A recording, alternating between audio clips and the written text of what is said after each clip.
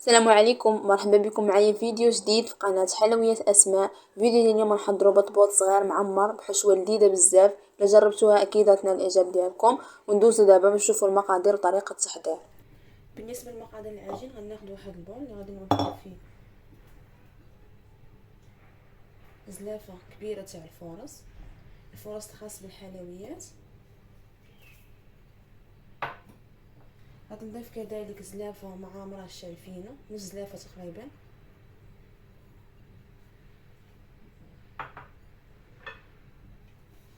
معلقه تاع سايده وشويه تاع الملحه.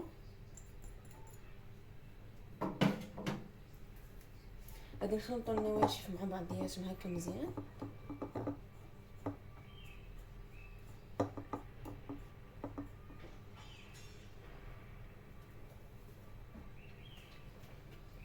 غادي نضيفوا عليهم معلقه تاع الزيت،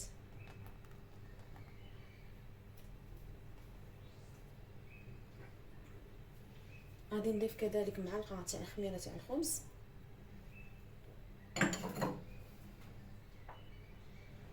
صافي. وغادي نبدا ناخذ الماء دافي وغادي نبدا نجمع في العجين بهذا الشكل.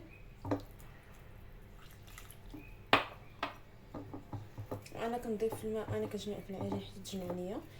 بالنسبه للعجينه ما كتكونش قاصحه بزاف، كتكون رطبه.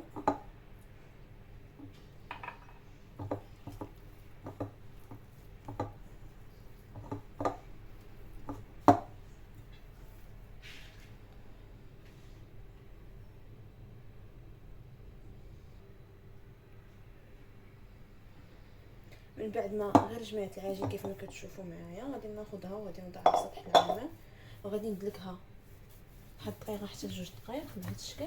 الا كانت عندكم العجانه ديروها في العجانه.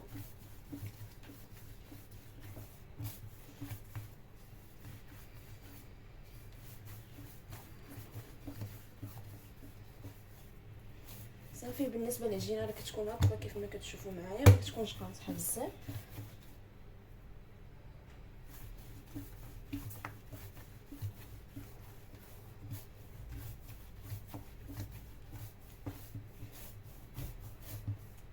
من بعد ما جمعت العجين كيف ما كتشوفوا معايا، غادي نخليها حتى كتخمر كيضاعف الحجم تاعها. غادي نغطيها هكا بزيت ونخليوها حتى ترتاح وندوزو باش نكملوا البطبوط اللي غنحضروا اليوم. من بعد ما خمر لنا العجين كيف ما كتشوفوا معايا البنات، غادي ناخذها غادي نفرغ منها الهواء اللي تشكل فيها.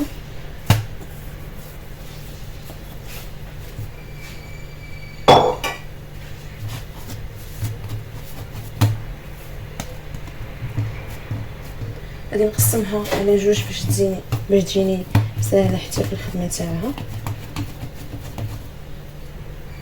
كنعاون بشويه تاع الفينو بهذا الشكل.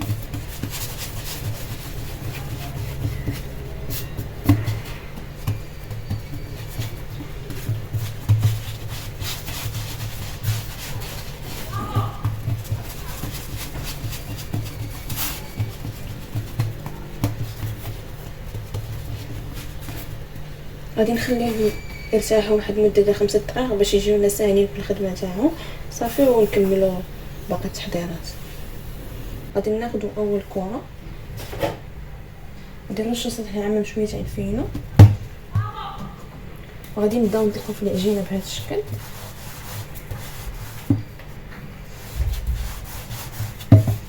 كيف ما كتشوفوا معايا ملي كنخليوها ترتاح راه كتجينا ساهله باش نطلقوها.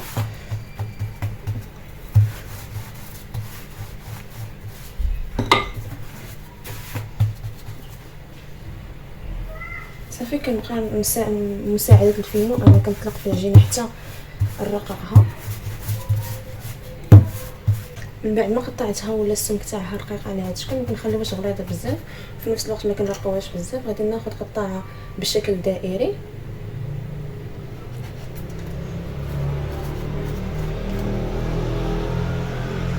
غادي نبدا نقطع دوائر بهذا الشكل.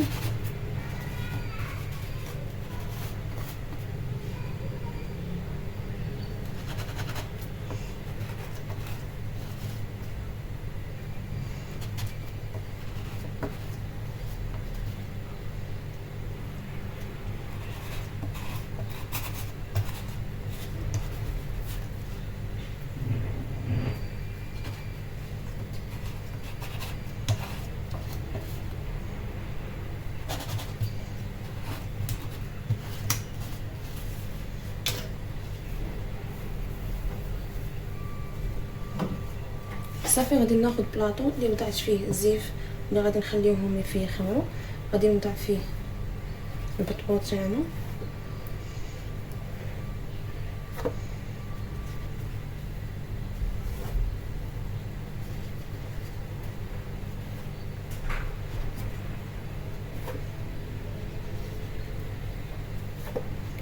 صافي غادي نخليو البطبوط حتى يخمر. من بعد غادي ندوزو باش نطيبوه. من بعد ما خمرنا البطبوط البنات كيف ما كتشوفوا معايا، خديت مقله اللي درتها حتى تسخن، غادي نوضع فيها البطبوط بهذا الشكل.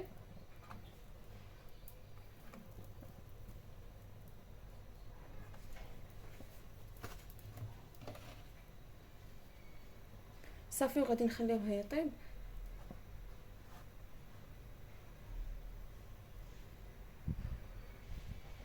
كنبقاو نقلبوا فيه كل شويه هكا باش يتنفخ لينا مزيان.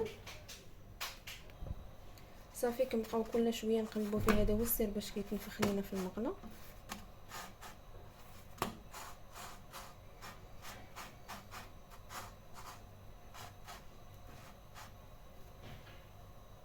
صافي كيف ما كتشوفوا معايا كنبقاو نقلبوا فيه حتى كيتنفخ على هذا الشكل. صافي غادي نستعمل بنفس الطريقه حتى نكمل الكميه كامله اللي عندي نطيبها.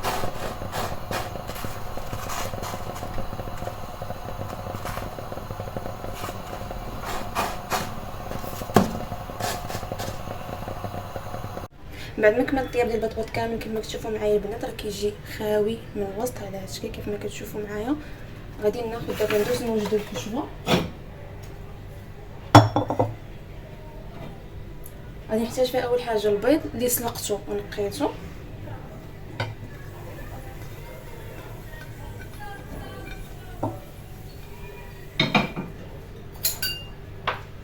غادي نضيف عليه الثوم،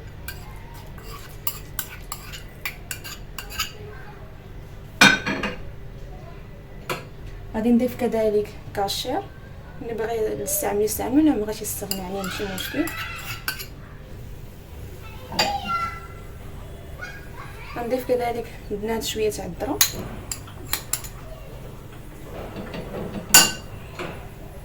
شويه تاع الزيتون كحل اللي مقطع، شويه تاع الزيتون خضر حتى هو مقطع،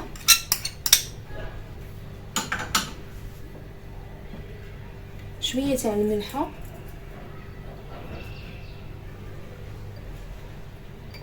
شويه تاع البزار غير راس معلقه. غادي نخلطهم مع بعضياتهم مزيان.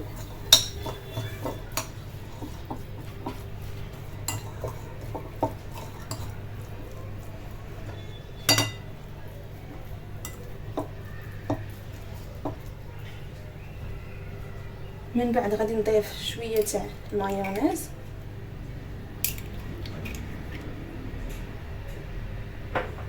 صافي غادي نخلطو مع المكونات مزيان حتى هو.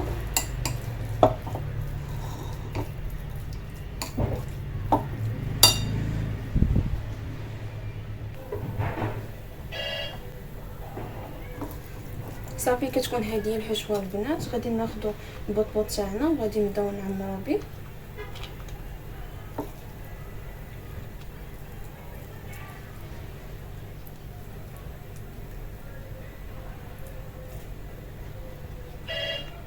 صافي كيكون هذا هو الشكل النهائي تاع البطبوط. غادي نكمل بنفس الطريقه تنعمر الكميه كامله اللي عندي ونرجعوا باش نشوفوا الشكل النهائي تاع الميني بطبوط اللي حضرنا اليوم. بعد ما عمرت البطبوط البنات كيف ما كتشوفوا معايا كيجي هذا هو الشكل النهائي، الحشوه اللي اقتصاديه وكتجي لذيذه بزاف. كنتمنى تجربوا حتى نتوما وينال الاعجاب ديالكم، ونتلاقاو في وصفه جديده ان شاء الله.